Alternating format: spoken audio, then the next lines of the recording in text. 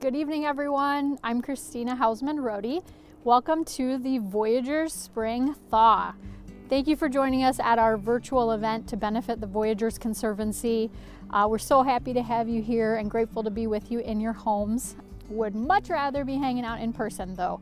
But we have supporters tuning in from all across the country. We had over 15 states represented in our RSVPs, so we literally have people from coast to coast who love Voyageurs National Park who are tuning in tonight. So thank you for being here. That's super cool.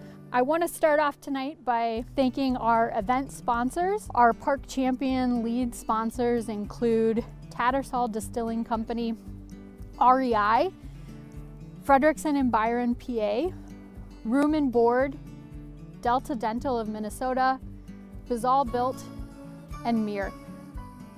We couldn't do this without our corporate partners. Many more business sponsors supported us. They're all on our website, so show them a little love.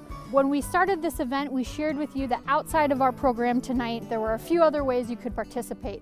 One of those was purchasing a park pack. So if you're sitting at home enjoying one of those, we had some awesome dark sky themed chocolate and snacks and goodies. We hope you were able to purchase one of those, and we want to thank all the small businesses that supported putting those together. Or you might be sipping on the official Voyageurs 5-grain whiskey by Tattersall Distilling Company. Super excited about our partnership with Tattersall. They came to us, wanted to find a way to give back to Voyageurs National Park. This is an opportunity for you to sip, seize the night, protect the night. And you can go to our website to find out how you can get your hands on one of those bottles of Voyageurs 5-grain whiskey. Again, those are limited quantities. And third, we have a silent auction tonight. So the auction will be live throughout the program and closing shortly after at 7:30 p.m. Central Time. We have everything in our auction from exclusive Voyageurs National Park experiences to a behind-the-scenes tour with the Voyageurs Wolf Project. We have photography from Jim Brandenburg and other up-and-coming artists. So there's a lot of great things to bid on.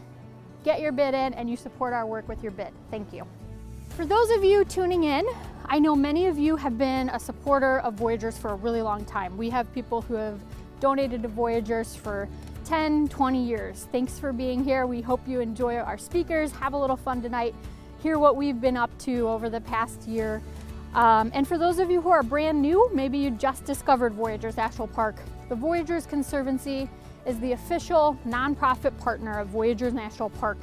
And so today we're here to celebrate what nature gives to us, especially our starry skies, and to find ways to give back to nature. So throughout the evening, there'll be opportunities for you to support the work of the Voyageurs Conservancy, and we thank you for doing that. And with that, I want to hand things over to Bob DeGrosse, our park superintendent.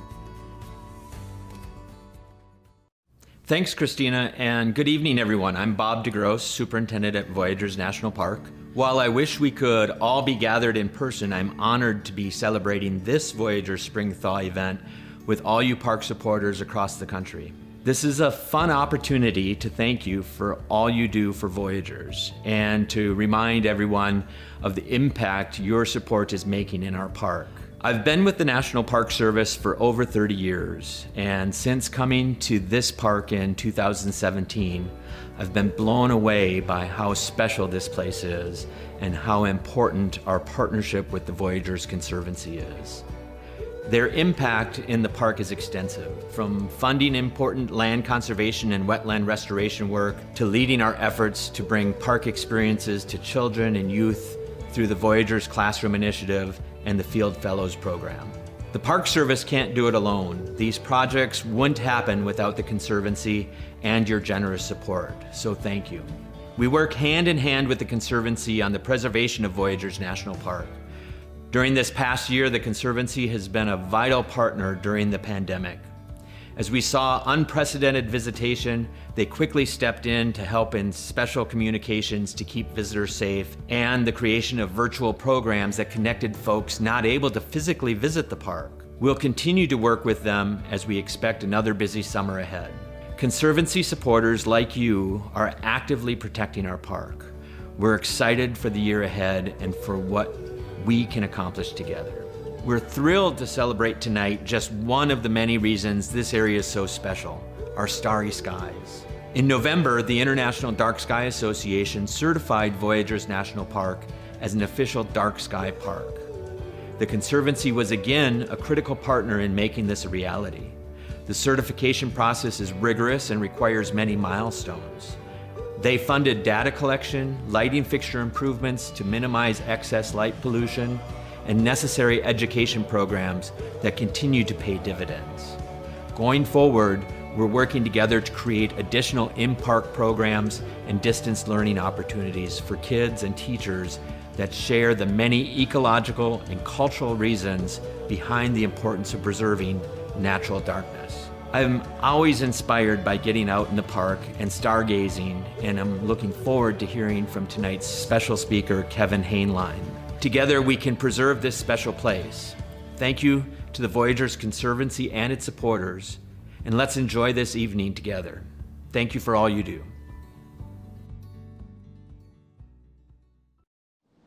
Thanks, Bob. I'm Diana Pierce, former anchor at CARE TV.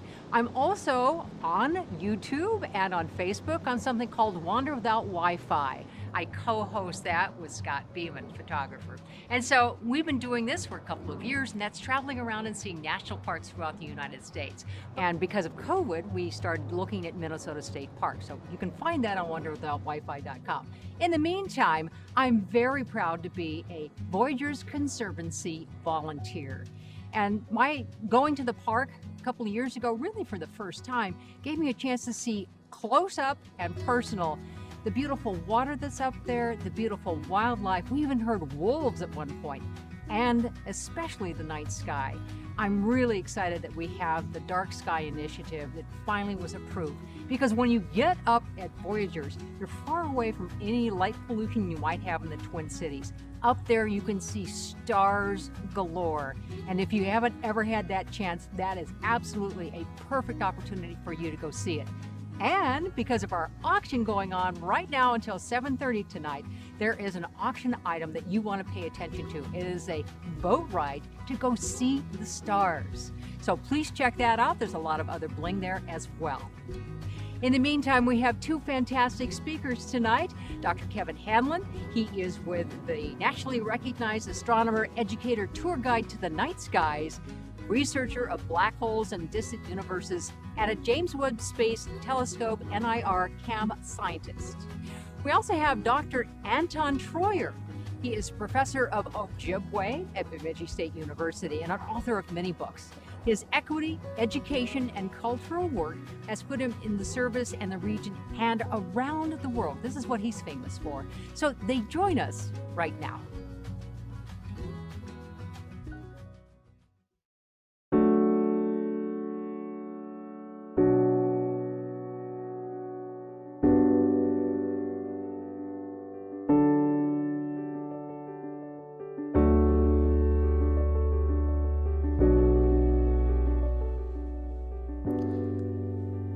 Greetings to everyone watching this event, fellow lovers of the outdoors, fellow friends of Voyageurs National Park. My name is Kevin Hainline. I'm an astronomer and a member of the science team for the primary camera on NASA's James Webb Space Telescope, which will launch later this year and bring us unprecedented views of the universe and revolutionize astronomy.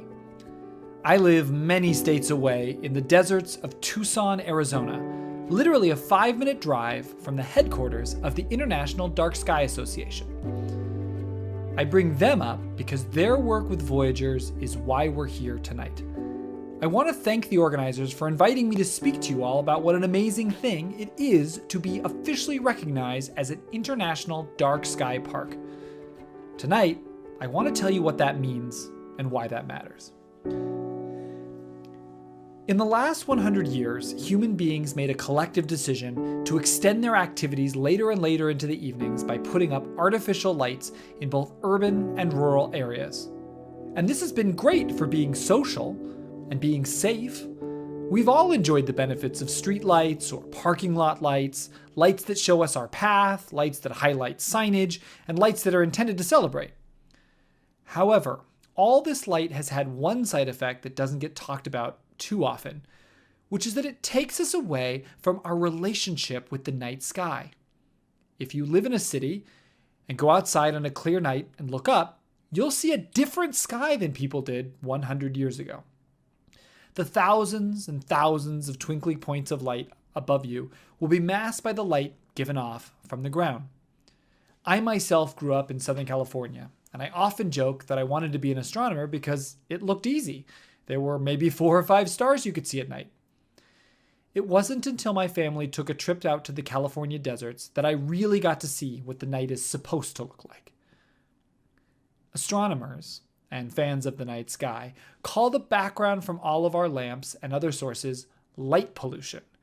And it's why the International Dark Sky Association was formed, to help people understand the effect of light pollution on human life and on wildlife and on our shared heritage.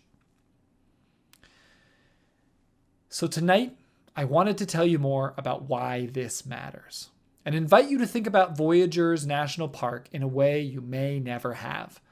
I want you to recognize the places that we as humans have designated important or sacred are that way not just because of the land and the life, the lakes and streams and smells and sounds, but also because of the land's relationship with the sky, both during the day and at night.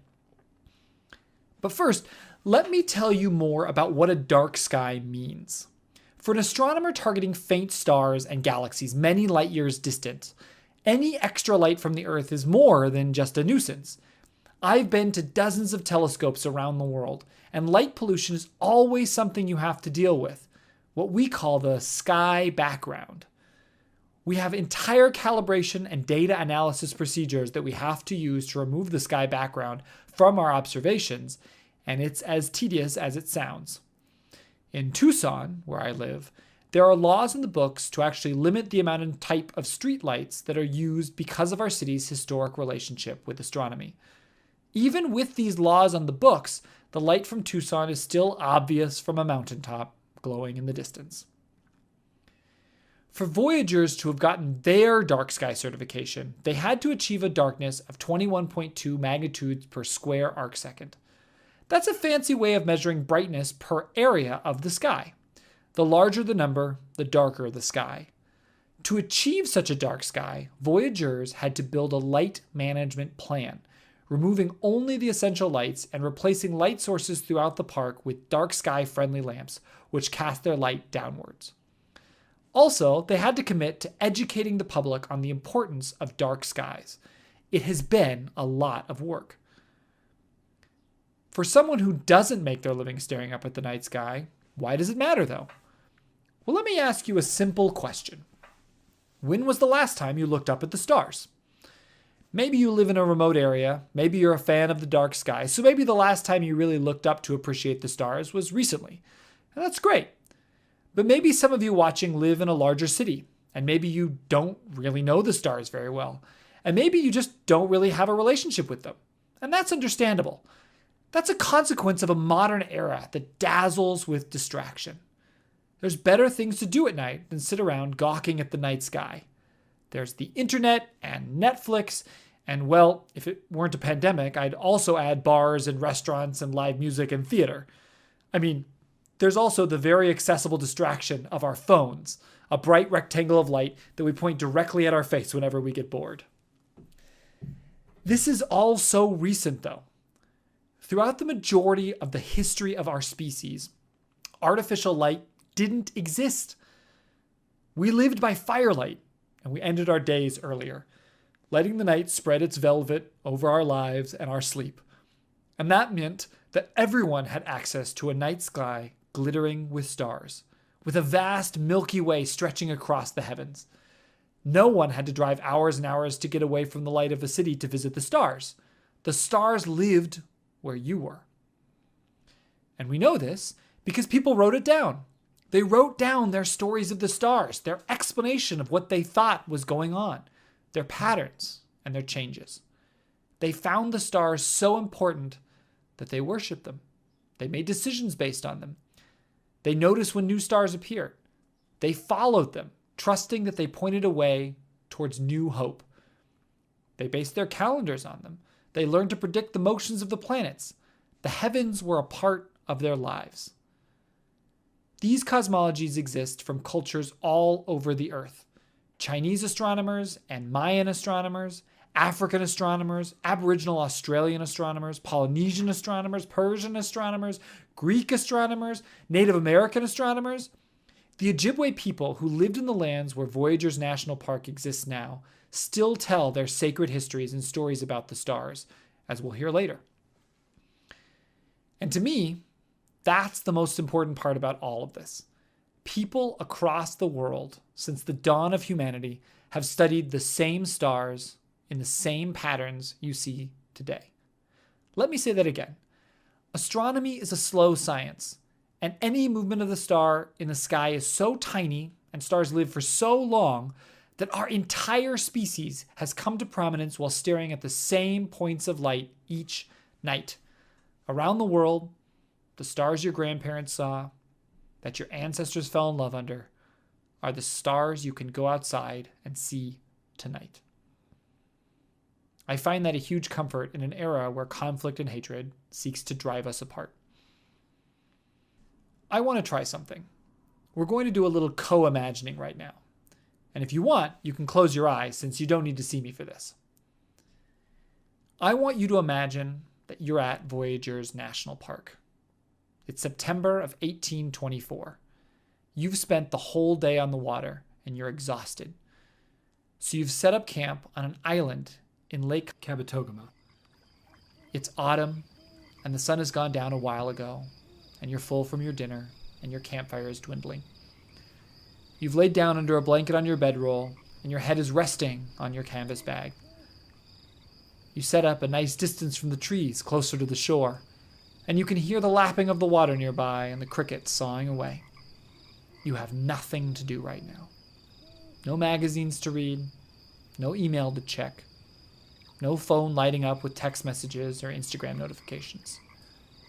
All you have is the night around you, and most importantly, above you. You lay out and stare up from your campsite, and there are the stars.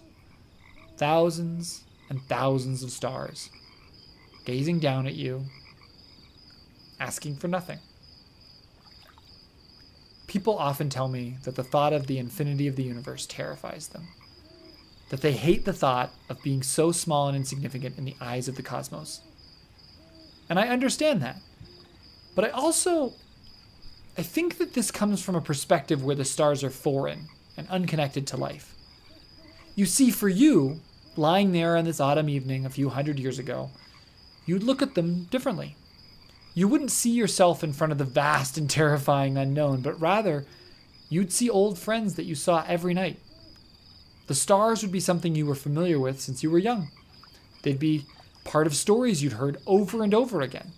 You'd recognize their patterns, and as you watched, slowly you'd see them dance overhead, the same way they had when you were young, the same way they'll dance after you're gone. Imagine having that as your evening entertainment. These thousands of stars with the occasional wandering planet.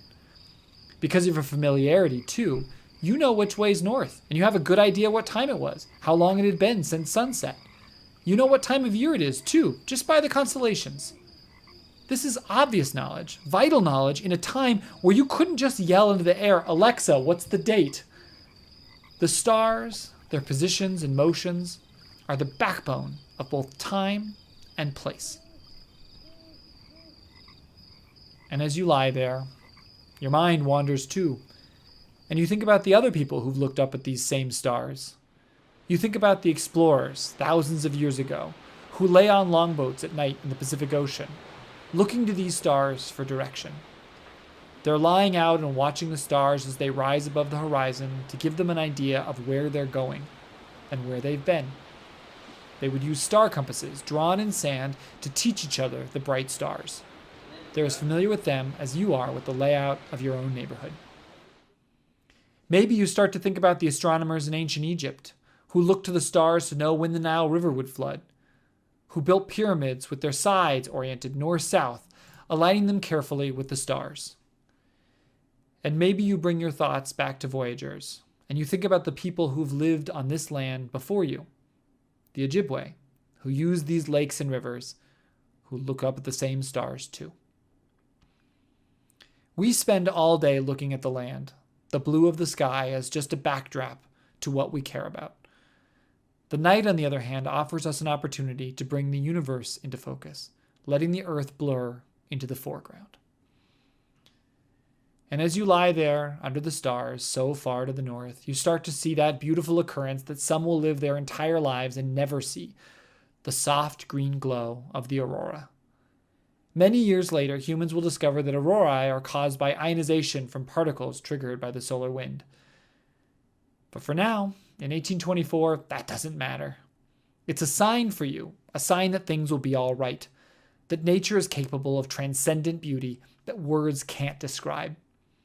You stare at the soft glow of the aurora, watching as it slowly changes, and you let yourself drift into a deep, calm, serene sleep. Okay, we're done with imagining for now.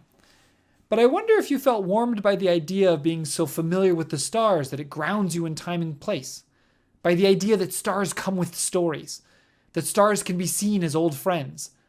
This is the secret carried in the heart of astronomy. It's the oldest science, and we've made it an important part of our culture because it's where we come from. Our bodies are built of 7 billion atoms, which were created in the actions of stars that lived billions of years ago.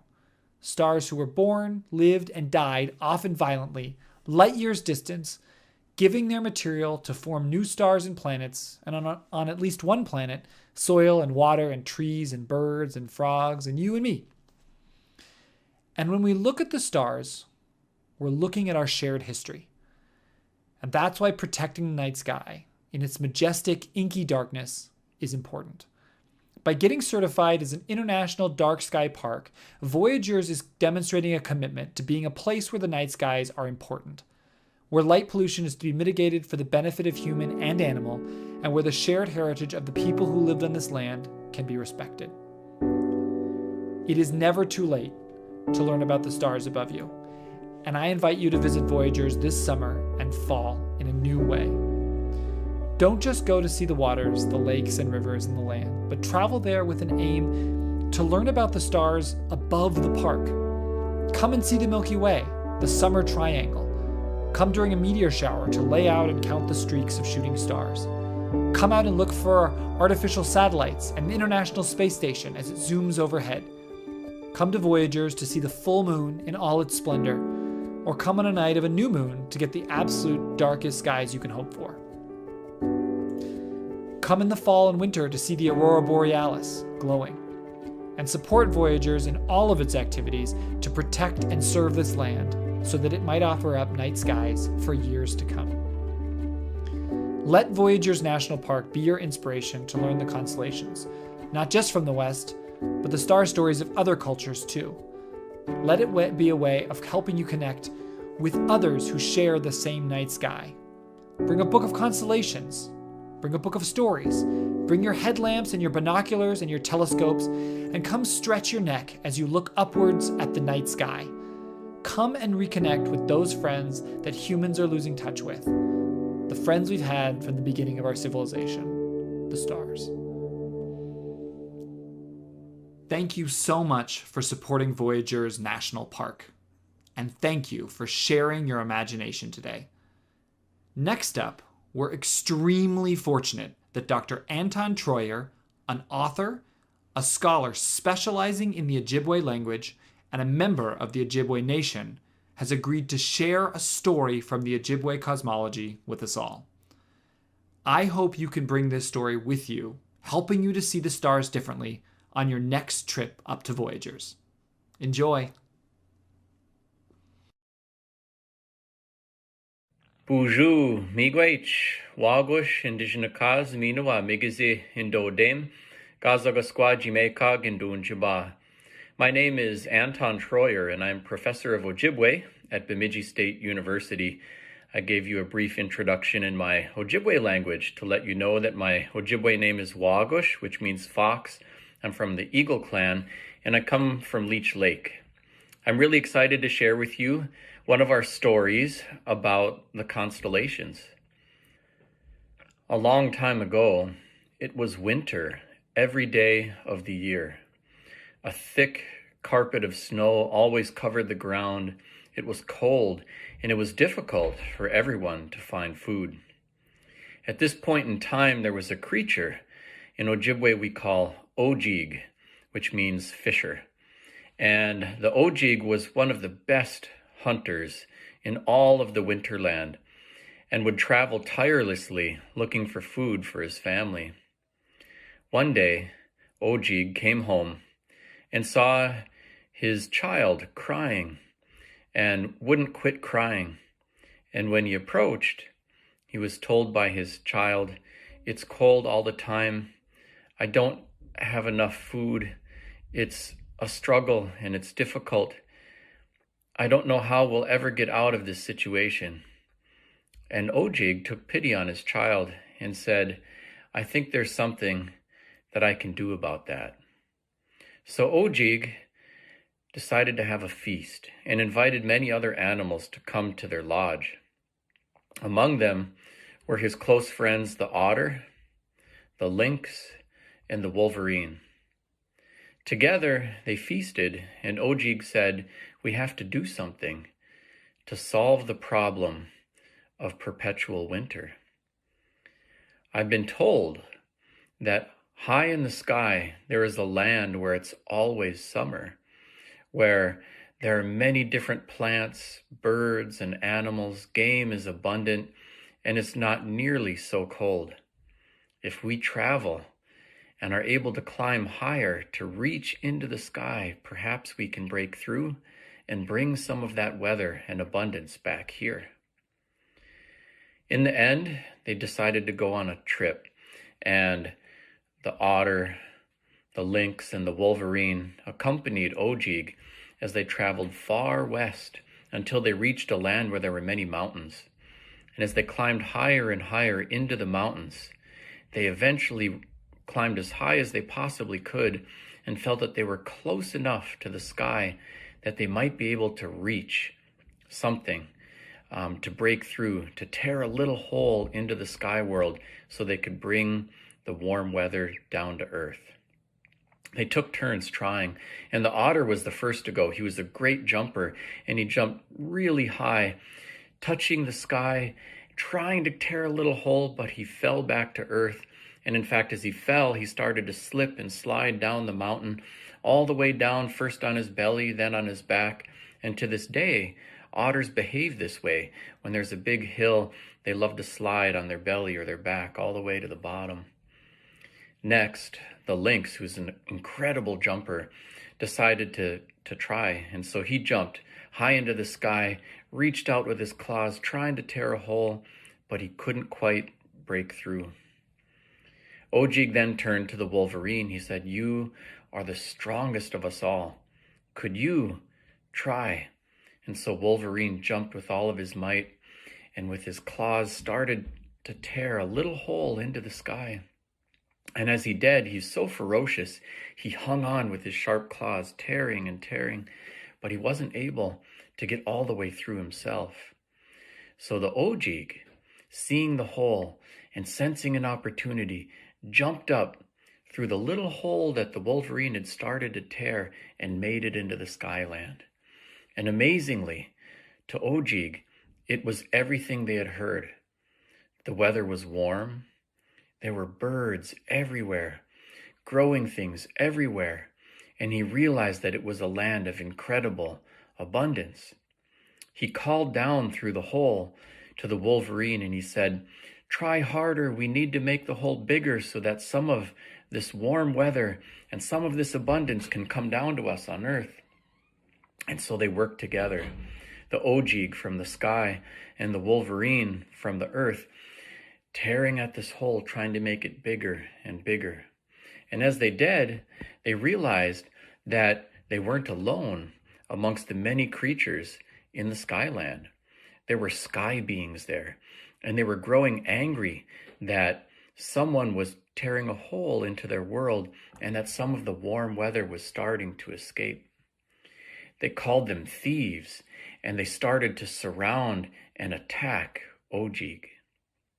Ojibwe was worried that if the sky people were able to close the hole in the sky, that none of the warm weather would continue to change our world here on Earth.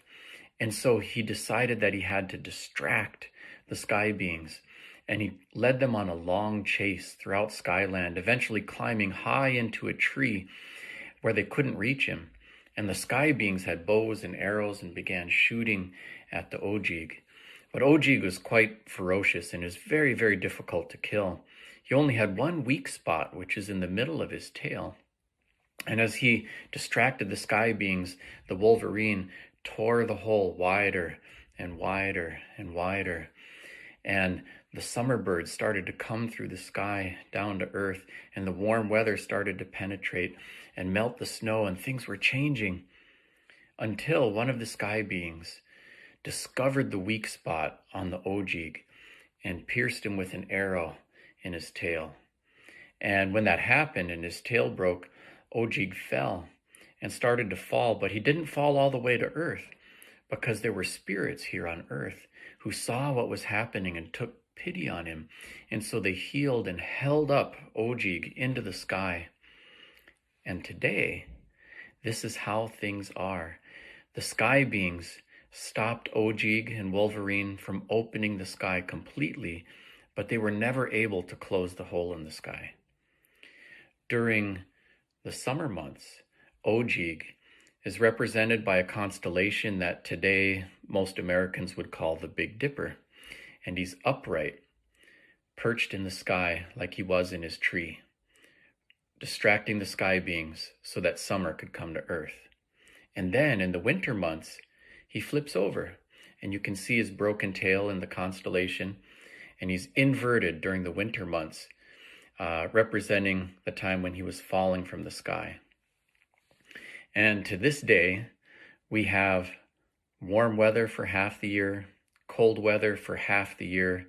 There's a balance, and all of it reflected in the constellation that we call Gitche Ojibwe, the Great Fisher, and the rest of the world often calls the Big Dipper. Miigwech. Thank you for letting me share one of our stories about the constellations. It always amazes me, not what Indigenous people have lost, but what we still have. In spite of 500 pretty rough years, here we are still with living languages, cultures, and vibrant ways of solving problems and looking at the world. We are ancient and we are modern, all at the same time. As you lean in and learn more about the first people of the land and our culture and stories, I hope that it helps you expand your own worldview. After all, what Indigenous people have learned about this part of the earth and our way of relating to this part of the earth is the story of us all. We're the first people of the land that we all call home now. Miigwech, thank you. Thank you, Kevin and Anton. Thank you so much for your words tonight and for inspiring us. I hope they've left you with an appreciation for our night sky and ways that we can look up at the wilderness above us, think about it differently, and appreciate the natural resource of our dark skies. I know that I've been thinking a lot about bringing a little one into this world and what I'll be able to share with him. I'm so excited to be able to take him camping and to show him the Milky Way, what the dark sky looks like away from the city lights, and to share with him some of these stories from the Ojibwe star chart. So I hope you'll be a part of that preservation with us. And when you're in Voyageurs National Park this summer, look up. With that, if you're joining us live tonight, refill your snack bowl or your cocktail, and we're now going to switch to a video sharing some of the work that we do in partnership with you and the National Park Service. The Voyageurs Conservancy helps fund projects that both protect voyageurs and keep it wild and connect new people to it. So we'd love to share with you some of what we're doing with wetland restoration, land protection, and developing youth education programs. None of this would happen without you. Sit back, enjoy, and thank you.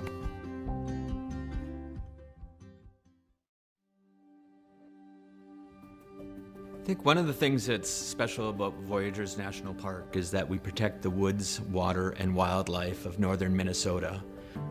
Combination of the water, the stone, the sky, it's just a beautiful place. Having a national park in our backyard is something that's very special to me. I grew up here, so I have spent a lot of time in the national park. My boys are fishing in the park, they're learning to boat on the lakes, they're out snowmobiling is something that's really special to my family and I.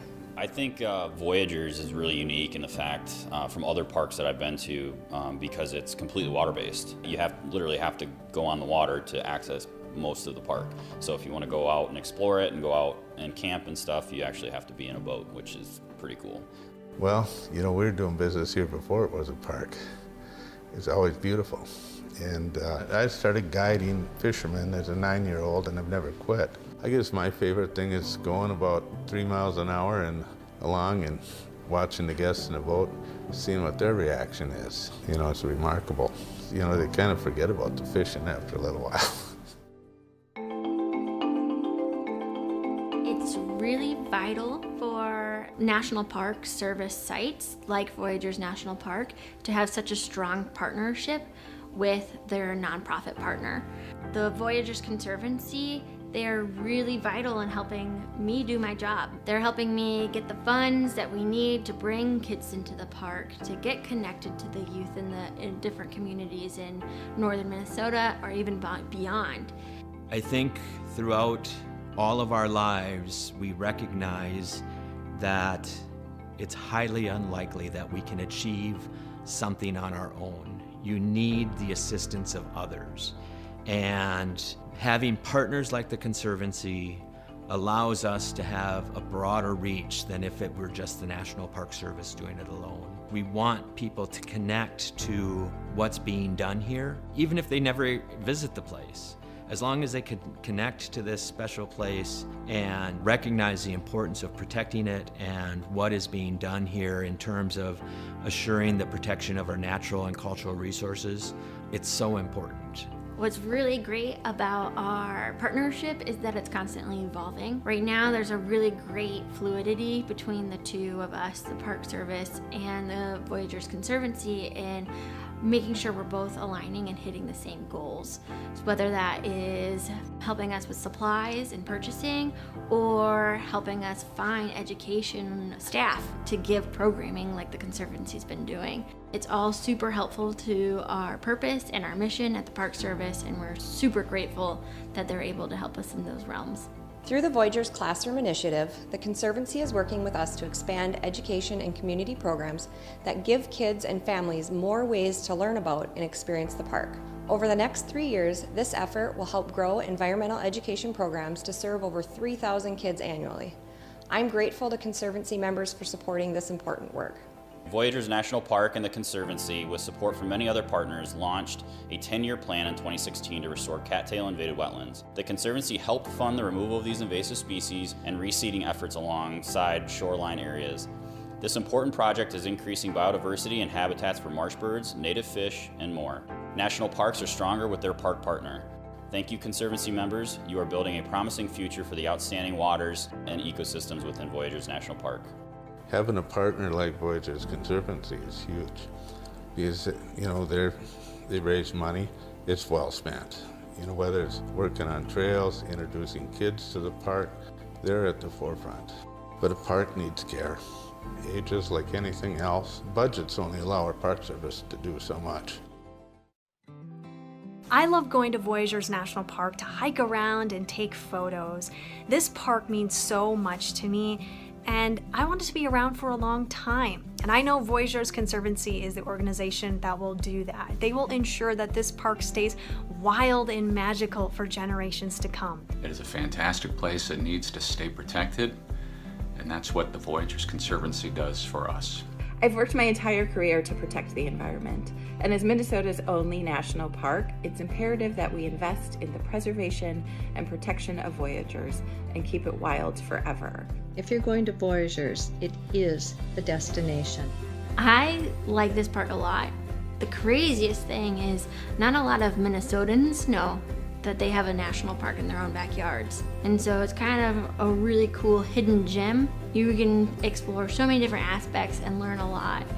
Coming to Voyageurs National Park, again, I think can be intimidating for people if they're not sure where to go or how to get out into the park.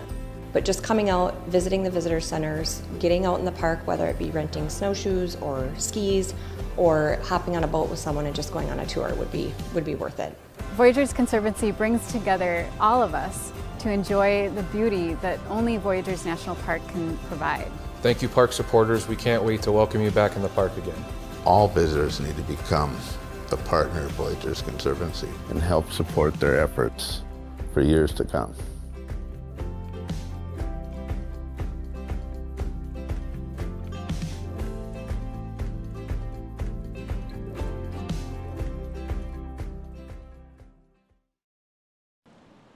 Hi, I'm Sharon Oswald. I'm board chair for Voyageurs Conservancy, joining Diana Pierce tonight. Again, we want to thank you for joining us because this work is so important and we cannot do it without your participation. The Night Sky Initiative is near and dear to my heart as a photographer, and I hope that you will get that excitement and that experience too when you come and you visit Voyageurs. Diana, I share that excitement with you. My first trip to Voyageurs National Park was over 10 years ago on a kayak trip, and the night skies are something I will never forget. We hope that tonight imparted for you a greater appreciation for Voyageurs National Park, our night skies, the amazing work of Voyageurs Conservancy, and the important role that each of us plays in protecting our public lands in the future. Our auction is still open. It goes until 7:30 tonight. We encourage you, if you haven't already had a chance to bid, go ahead, see some of the items that you want for you personally or family and friends. Remember, birthdays and all kinds of things coming up, so we hope that you take advantage of this particular point. But we need your participation. That's how these programs that we've been talking about, especially the Night Sky Initiative and the wetlands and the protections and things like that, that's how they get done, is because that's where your money is going towards. And if you're joining us live tonight, you can text the number on your screen, Spring Thaw, one word, or you can click directly to reach our website and give today. And again, we encourage you to hashtag get outside, and we'll see you at the park.